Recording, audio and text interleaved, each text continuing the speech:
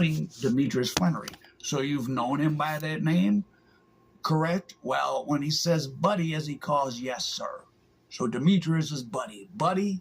So apparently Fidel somehow had talked to Meech, and Meech said, get someone's number from Tammy so you guys can do something. And did you do that? Yes, I did. Now, during the period of time you just indicated Mr. Cromer is with you, Mr. Cromer, did he overhear any of the conversations you had with either Mr. Gatling or Mr. Suarez at that time? Yes, with Mr. Suarez. July 2012, did you have a convo with Mr. Suarez related to a trip you may take?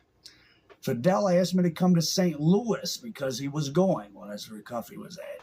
Did he tell you why he wanted you in St. Louis? No, he didn't.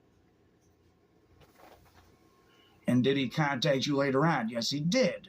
He contacted me when he was in St. Louis, stating that he had a truck up there, and that, from my understanding, if I recollect, he didn't have the phone number, and he had this truck. So Fidel is in St. Louis. His driver has bought a truck for this person that told her to give Cuff his phone number per buddy, which is Big Meech.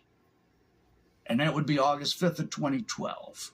So when I received that call, it was on a Sunday. I was at home cooking spaghetti. So when did you receive the phone call from Fidel Suarez from St. Louis?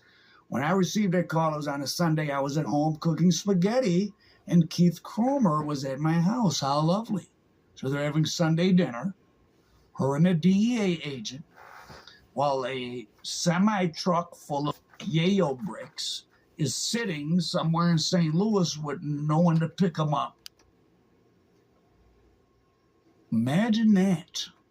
Demetrius Flannery was somewhere in a prison, probably telling BMF stories.